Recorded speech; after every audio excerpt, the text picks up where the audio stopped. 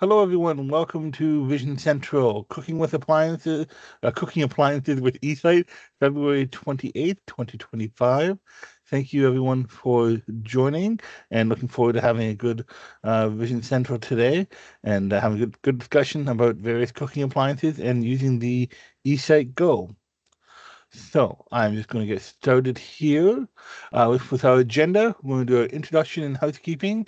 It's going to cover the eSight Go MSRP, candidates for eSight Go, and then discussing using cooking appliances with eSight Go. So, as for introduction, this is live, so things might happen. Is to raise your hand at the end of the meeting if you have a question. You can press on your keyboard Control Shift and K on a PC or Command Shift and K on a Mac. There is also a raise hand button on the Teams meeting bar. And this session should only take about 30 to 45 minutes. The eSight Go MSRP is as follows. In the US, the MSRP is going to be $4,950, and the MSRP Canadian is going to be $6,600. As for candidates for eSight Go, this is just general information for those wondering if eSight Go would be a good fit for them. This is kind of a general guideline, not necessarily the exact, right? So this is kind of what it's generally set up for. If you do have questions about whether you're a candidate for eSight Go or whether eSight Go would help you, I'd advise calling in and speaking with one of our representatives to give them more information about your visual condition. As coaches, we can't necessarily answer if eSight Go is going to be a good fit for someone, but here's some general kind of parameters if you're wondering if eSight Go is a good technology. eSight Go is designed for those with an acuity of 2080 to 2600 and is designed initially for those with central vision loss. When someone wants to use the eSight Go technology, we do recommend that they do have some functional peripheral vision.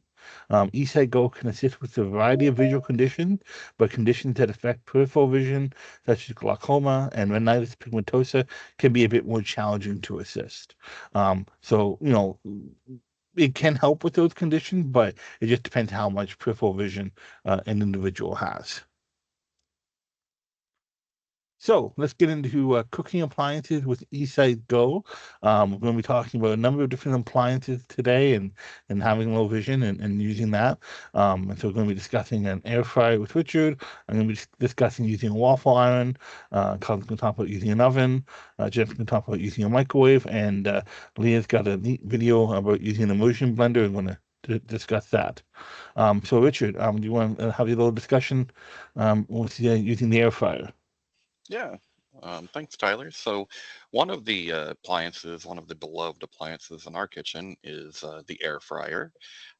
It's kind of become, pretty popular, and I use it in place of the old deep fryers, and actually I use it in place of my microwave or, things that I used to have to cook in the oven. I can now do in the air fryer. So, usually the first thing that I'm going to have to do is I'm going to have to, get whatever I'm cooking out, and I'm typically going to have to read those cooking instructions that are on the back of the box or the bag. Um, and we all know that that can present some challenges in of itself, depending on the coloration of the label or the lighting in the environment, the glossiness of the bag or box. These can all kind of be factors when you're trying to read, your cooking instructions. Um, so of course, everything, usually it's going to start with your zoom. You want to make things big enough to where you can see them. Um, so you start with adding that zoom, and I recommend, putting it flat, setting it up against something. Use the typical reading techniques and tips that your coaches have taught you. Um, then add that zoom and see how it looks for you. If it is in a kind of a collar or some kind of scheme that is making it kind of hard, then you'd go to contrast. Let's add a little contrast and see if that will then help clear it up, help make it a little bolder, make the word stand out, so that you would then be able to read. Oh, okay, it says 300 degrees, 15 minutes. whatever that it may be. Um, Another thing with that, remember, is when you are using contrast, you do want to kind of fill your screens with the thing that you're looking at that you want to add the contrast to. So that's going to be kind of number one to help you. Now, when you're doing that, if there is glare, you may see it looking grainy or flashy or just a little odd, a little off. And so when that thing happens, you have a couple choices. You can try to identify where that glare is coming from, whether it be a window or something, and adjust the lighting accordingly. Or you can just do something as simple as moving your head and getting a different angle, turning the box. I know it all sounds very simple, but it's these little things that can cause frustration. And then once you get frustrated, now you're on the frustrated train, right? And it's hard to kind of pull yourself out of it. So you do these things to kind of alleviate, that even happening in the first place. So if you're still having, trouble being able to read that label, there you could also try a color filter if that is something that worked well for you with reading. You could try that in this situation as well. Um, it's going to work really well for some. It may not work as well for others, but it is something that you can try. I do recommend trying something that's going to be, highly contrasted, like a white on black or black on white. That's going to do it the best. Um, and then once you have everything, you know how long things are going to be. That's the point where I'm, pulling out the tray. I've got a handle on the air fryer. Pull the air fryer tray out, and I can put whatever I'm cooking in the basket, pop it back in, and ours is basically it's a white air fryer with a dial. Now the fun part of that is, yes, it's good that it's a dial. Unfortunately, it's really light gray numbers, and the line to point to where you're going, very light gray. So this is another situation where I'm zooming in to be able to see that dial, and I got my hand on it, but it's at the bottom to where I can see the numbers at the top. Well, I can see there are numbers at the top, right? But I need to zoom in, get the size right, and then I'm going to go to that contrast, and I'm going to crank that contrast up to make those numbers darker. Like I said, they're very kind of like a light. It looks like gray to me. I'm colorblind, so it's hard to tell, but um, that's when I have to add, the contrast, make those numbers stick out, and then I can turn that dial, pretty easily. Once again, though, we're dealing with it's a white air fryer, and it's glossy plastic. So you do have to be wary of the lighting and glares that can be popping off, because it's curved surfaces, it's reflective surfaces. All of those things you know can throw a wrench into stuff for you. So that's why the easiest thing to do is move your head, move around, try to get it to where you're able to see what you wanting to see and getting out of those glares. In other cases, it's, you might need to block the glare, you might need to adjust the lighting in the room. Um, but yeah, basically, I set it, and ours has a little bell that will ding, and when it goes off, that's it. I'm good to go, and then I just open it up. At this point, I will typically, if I haven't already, I'm going to reset my go by just doing a long press on my mode button, because I want to see the actual color and everything of the food as best I can. Like I said, I'm colorblind, but um, I wouldn't want my contrast to still be involved or still be enabled if I'm looking at the food and I'm trying to tell its doneness, right? Because that's going to make it look a little different. Your contrast will make your colors look different. So I reset, I open up the air fryer, I'm looking in, yep, golden brown, good to go. Let's eat. So yeah, that's how That, I use my air fryer. very good. Okay. Well, what I want to talk about today for cooking appliances, I have a waffle iron, And what I thought was interesting with the waffle iron, this is one of those appliances where, not necessarily a need in the house, but like a want, something to get. And then I realized that when you're using a waffle iron, depending on the make and model, and they're all different, different things are um, uh, kind of something to be aware of when it comes to the model of the iron or what you're dealing with as someone with low vision. And what I mean by that is that I realized that with a waffle iron, things are exposed. So the heating plates and so forth that you're using, and you're interacting with, depending on the model, because either it's a waffle iron where you open it up and then close it and it just sits on your counter versus one that's a flip waffle iron, where you put the batter in, turn a handle and it rotates, and then you have to rotate it back, and open it up. It's a different thing to be aware of.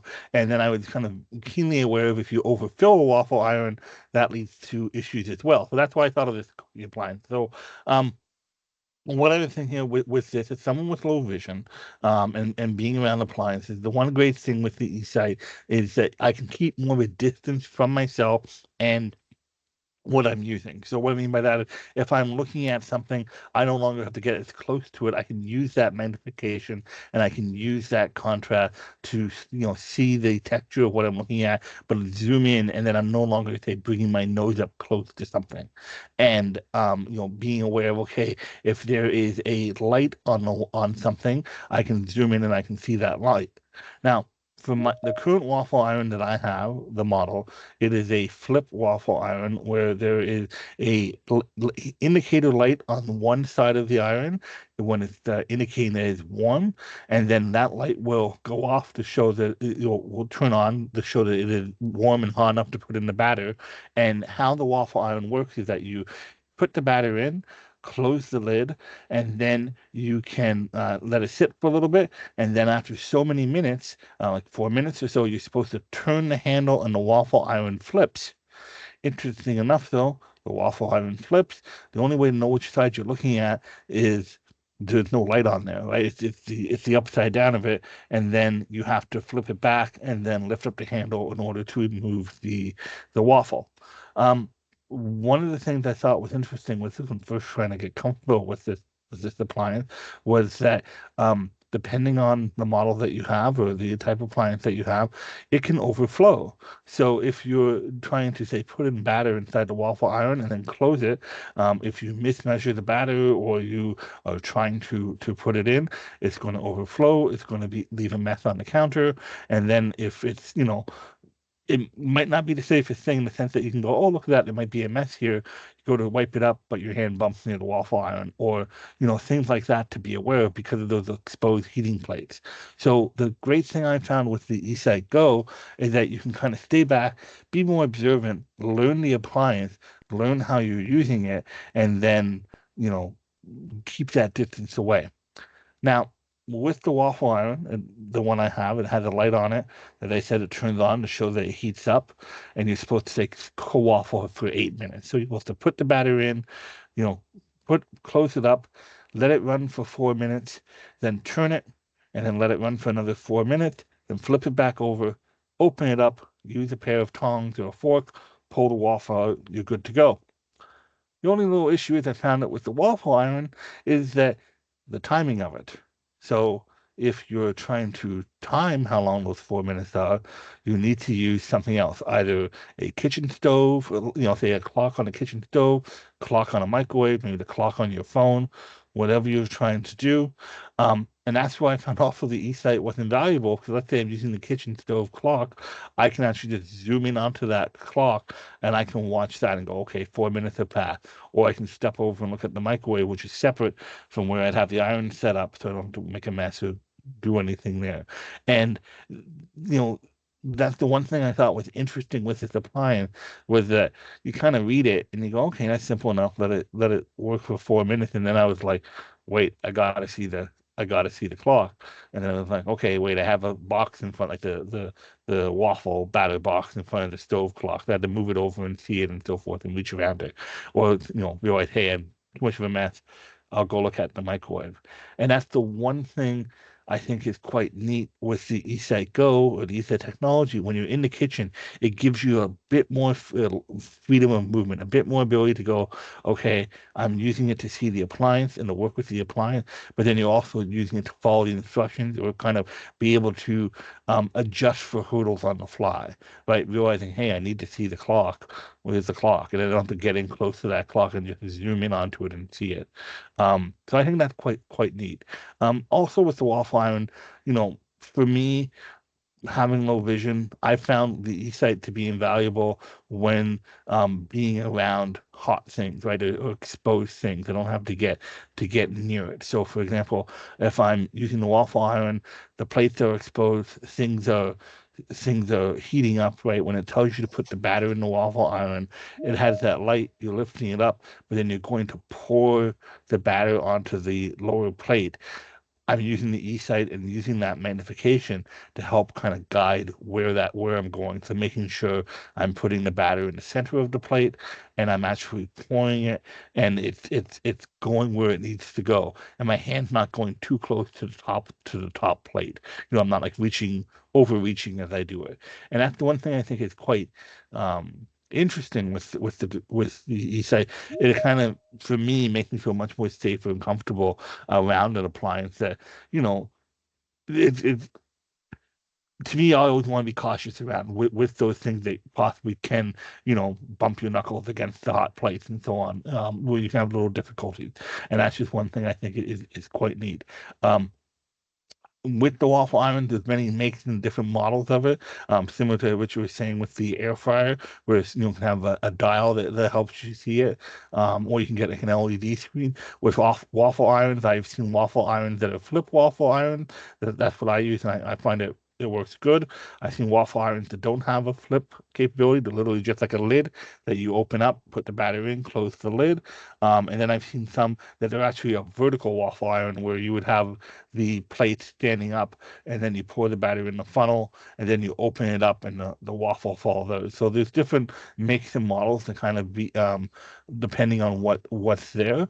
But as someone with low vision, I would recommend taking that into consideration, and what you're comfortable with and what you think might work easy for you around that type of appliance. So that was my little discussion I wanted to bring up with the waffle iron and using eSight to see the indicator lights and just kind of general safety around exposed hot plates and so forth. Next, we're going to have Cosmo talking about using the oven.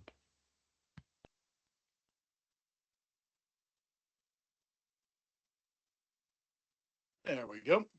Okay.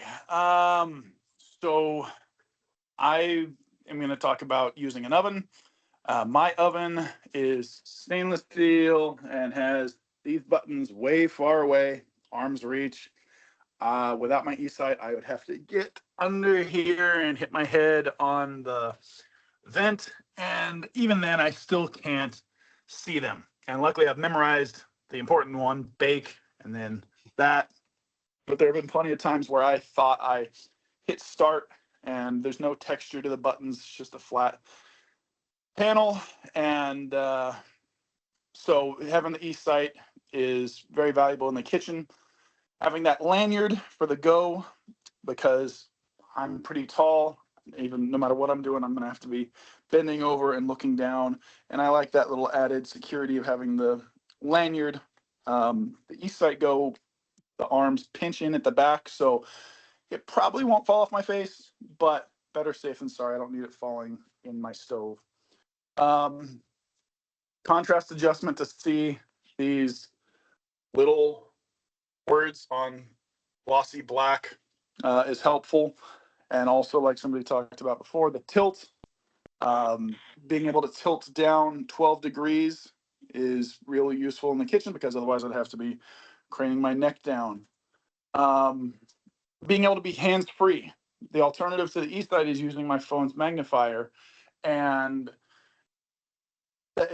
getting all the ingredients, looking at the recipes. Being hands free is really convenient, makes it a lot easier. I'm not a good cook at all. I get stressed out when I cook, but not having to constantly pick up my phone and the eSight's head mounted controls are really good. Most of the time I just use the head mounted controls, but for cooking I do like to use the remote, because if I do have any stuff on my hands, I don't want to be touching my eSight. I want to be touching the remote. That's easy enough to clean. So I will keep that in my pocket or keep it somewhere reachable in here.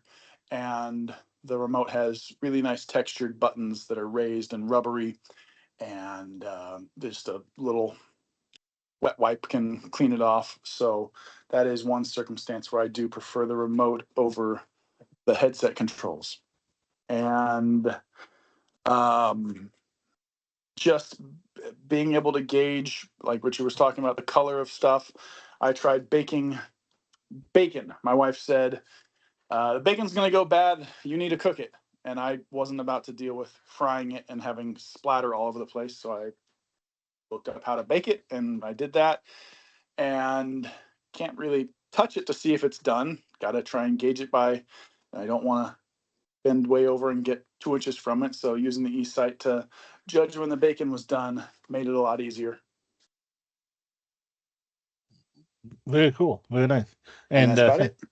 Yeah, no, thank you. And that's the one thing too, Cosmos, like, you're getting comfortable around the oven, right? And getting comfortable and knowing you don't have to get close to food, right? You don't have to get close to the oven. If you say looking at the stovetop, you can use that eSight to keep your distance and then kind of go through there. Your discussion with the oven is kind of what inspired us to do this subject, right? You brought that up, and I went, aha, I know what we're going to talk about in February. And I think that's really cool, and it's really neat that eSight helpful for something like that. So thank you. And just the recipes, because I'm not a good enough cook to be able to just look at the recipe and then keep that in my mind. So I check it like 20 times as I'm cooking. And if I have it on my iPad all blown up, I again don't want to be touching my iPad with my cooking hands, and it goes to sleep, and having to move around the big text. The eSight makes it a lot easier and hands-free to just look at that recipe, and I can prop it up on a counter and not have to touch the recipe thing at all. I can just zoom into times 18 and there it is. So Perfect. Excellent. All right. Next, we're going to have Jeanette discuss using the microwave. Well, thank you very much, Tyler.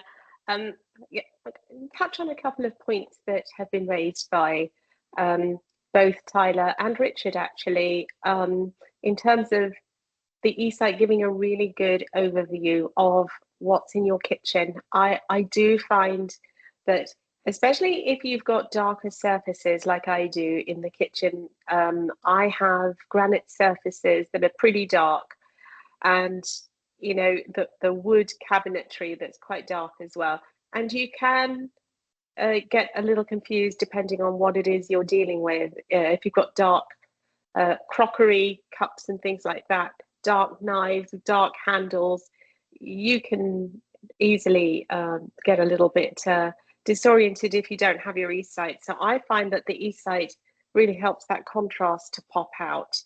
And then, as Richard was mentioning earlier about the shiny, glossy door on his air fryer, excuse me, I find the same thing on my microwave. I have a KitchenAid.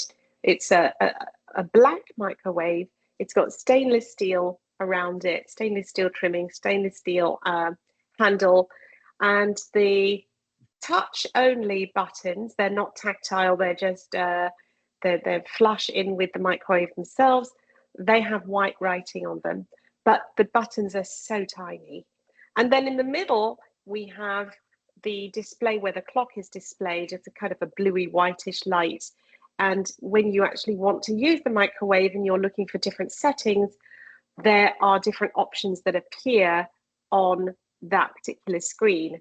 So you've got different surfaces. You've got reflective surfaces on the microwave door that you obviously have to use because that is where you're going to find your instructions. And but especially in the mornings in my kitchen, there's a lot of light that floods in. I live in Florida, the sunny state. Okay, so depending, especially on the time of year, this time of year, the sun is low and comes right in, right at eye level. And I'm very small. Okay, so my microwave is above, but the where the instructions are and where the menu is sort of at eye level. So the first thing I tend to do with my eSight Go is I adjust the tilt until it's at about level 3. So I'm going to say -3. And that is where I find a comfortable eye level. The next thing is, as Richard said earlier, is the glare. I do find sometimes that there's glare, and that can interfere with the view that you're looking at, because obviously there's shine on there, there's reflection on there. So you have to sort of just move your head a little bit, maybe, just to get the right angle. That's very, very important. Then you have to make sure that you've got enough zoom level to see the writing on the buttons and the numbers. But at the same time, with my microwave oven, there is an arrow on the left of the menu and an arrow on the right of the menu. So when you're looking at the menu options, you know, you press, let's just say, for example, defrost. This morning I was defrosting some bread. So I pressed the defrost button, and then on the menu, you get a series of options. You get meat, you get poultry, you get fish, different items. And then, so what you have to do is locate the left and right arrows. So they can, depending on how much zoom you're using, they can be outside of your zoom level. So, you know, you have to just have enough zoom. First of all, you have to identify where those arrows are on the door, and then just have enough zoom where you can read the writing on your actual buttons, and also the writing on the screen that has the different options. And then what I found was that I needed to turn my head a little left and a little right to get to those arrows, and then arrow until I reached the option that I wanted, which in this case was bread. And so defrosting bread, and then you press that, and then it gives you a series of weights. You know, how much bread are you defrosting? Are you defrosting a pound, or if you're in kilos, you know, half a kilo or a kilo, whatever it is. Selecting that, and then I have to look slightly down to the right to get to the start button. And so it's wonderful, because without the eSight device, I find that the microwave buttons are virtually impossible to read. And the white print on the buttons, it's not exactly white, it's sort of an off-white. It really is very faint. With the eSight, I find even on the default, without brightening, without using the brightness on in the menu, I find that just in its own default settings, I find that it brightens up that writing already. So to me, looking at the microwave with the eSight is so much easier than not. I did also want to touch on recipes, because a couple of obviously other coaches have mentioned recipes and not wanting to sort of get their hands dirty. And I know Cosmo was talking about his iPad, using that. I just wanted to remind those who might be new to this. I know many people are aware of the fact that you can get what's called a cookbook stand, or a cookbook holder, or a reading stand, and you could even put your iPad or a physical recipe book that you're looking at on there with the page open, exactly where you want it, and you can adjust the height of the reading stand so that you can just have it sitting there. So when you want to, for example, in this case, go from a microwave to the recipe book and have a look, you've got it there on the counter ready for you. You don't have to touch anything. So that's about it. That's perfect. No, thank you, Jeanette. And good tip with the recipe book holder. That's definitely something that you could kind of set up a station, right, or a spot in your kitchen where you know, okay, this is where the recipe is going to be. Keeping it away from say any stove tops or any exposed appliances and so forth. That's very good. All right. And next we're going to have a little discussion. With Leah using an immersion blender, and Leah provided a video, so I'm going to cue that up right now. One moment. Everyone should be able to see the video, and I'm going to start it up here. Here also today, my kitchen gadget is an immersion blender. So this is just part of it here. but to show you how it works and everything, especially in relation to the eSight, we are going to make a smoothie. So I have strawberries here, and I am using my eSight to cut the stems off, the leaves. So I am using a butter knife, safety first, and then just putting them in my cup. And I do have my tilt on a -4, and that just helps to where I don't have to tilt my head down as far. I don't have to put my chin to my chest to see something on the countertop, which is what I am working on. So I am just removing the stems. The immersion blender is also known as, I think, like a wand blender or something like that. There's some that have added attachments like a whisk and other things that you can use also. And then there are others as well that have a dial setting to where you can adjust the power with a dial. Now, the one that I have just has a button, so the more you press down on it, the faster it will go, and I'll show that to you guys later. So we've got our strawberries cut, we've got everything else added. We just have to add milk into our smoothie. So use eSight. There we go. We don't want to fill it too full. There's that.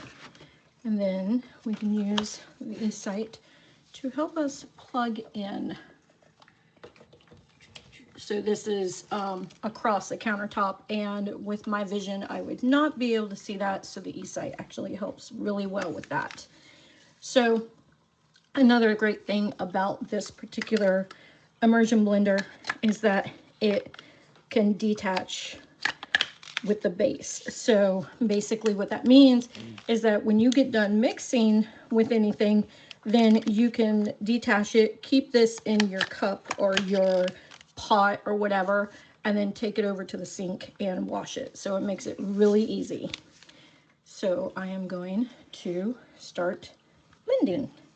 You just put it in, and then you just press the button.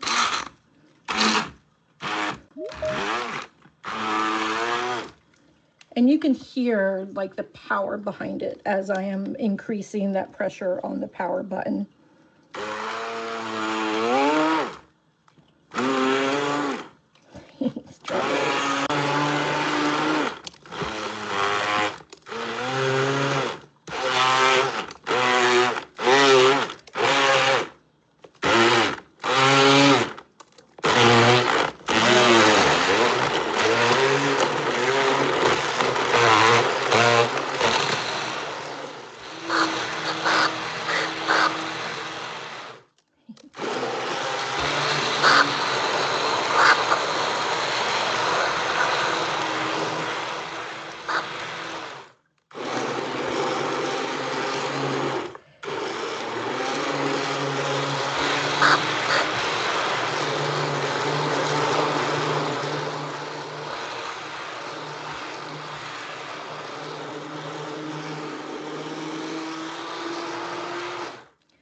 So then you can just grab it here, twist, and it can come off.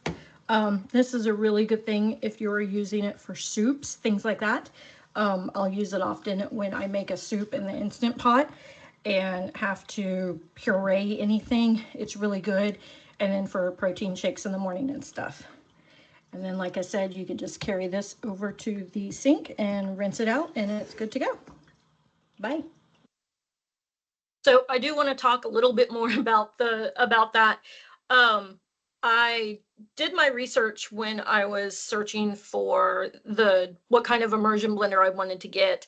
And like I had said earlier, there's some with dials. And to me, that just seemed like it would be, I'm not really sure how easy it would have been to control the power with a dial. If you do let go of the cup while you are using the immersion blender, it will start to spin. So So not too quickly, but you do have to watch out for that. So operating it with one hand and then taking your hand off of the stabilizing hand off of the cup to change the power if that's what's needed, then that made it a little bit iffy for me. So that's why I picked the one that was that with that button, the single button for the power. Another great thing about the ones that can detach, they have some where it's a solid piece, where it doesn't. That part that comes off with the blades and everything's dishwasher safe, top rack dishwasher safe. So to be able to use it that way, and then when you have to clean it, especially if you don't have a dishwasher, you're not worried about whether or not you're getting water into the motor and things like that. You don't have to have that worry as much. Where the blade is at is sort of recessed into this like a metal lid over the top of it. So you can use it in pots and like I was saying, the instant pot and things like that. And you can actually have it on like completely sitting on the bottom of the pot that you're using, and there's holes along that lid or cap or whatever it's called to where it'll still keep the suction going, and you won't scratch up, you won't damage your blade, you won't scratch up your pot or anything like that. So it's really good just to be able to stand back. You don't have to pour a hot liquid or any liquid really into a blender. You can sort of use really any glass that it can fit if you wanted to, any sort of cup or retainer or anything like that, to where you can make individually based drinks or anything that you want to use it for. It's really good. And it works with ice. There was solid cubes of ice in there into that cup that I was using. So it does really good with that too. So. Great. No, thank you, Leah. That's a good video. It's kind of showing the tool and you know, the discussion with the how it works and so forth. I think it's very good. You know, that's not something I was familiar with using, and you know, you just, you know, I asked you about it when you were saying you can put it on the bottom of the pot, right, and say you don't have to worry about moving something. You're trying to strain it or mix it. You know, you can just put in a blender. You just use that. I think it's quite neat. So thank you. That's great. No problem. All right. So next, if anyone has any questions or anything, feel free to raise your hand. The rest is going to help with people with asking questions and so forth. So, like questions about using the eSight in the kitchen, or any specific appliances we were discussing, I'm happy to answer them.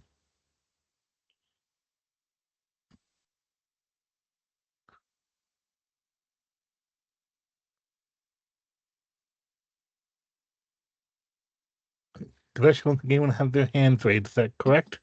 Yep. No one has their hand raised. No, well, no problem. Well, you know, if there's other questions, feel free to phone in and talk with your eSight coach if you're using your eSight, and you know, happy to have that discussion. You know, I know with us as longtime eSight users, for me, it took some time to get comfortable using the eSight in the kitchen. So you know, just if you're doing something new with the eSight, give yourself the time to practice and give yourself the time to get comfortable doing a little thing at a time, and then need to build up to where you get more comfortable with doing things. But you know, we're happy as eSight coaches to answer any questions or concerns that someone may have, and you can feel free to call into your coach. And thank you everyone for joining Vision Central today, and we're happy everyone could turn out, and look forward to seeing you next month in March. Thank you. Have a good day.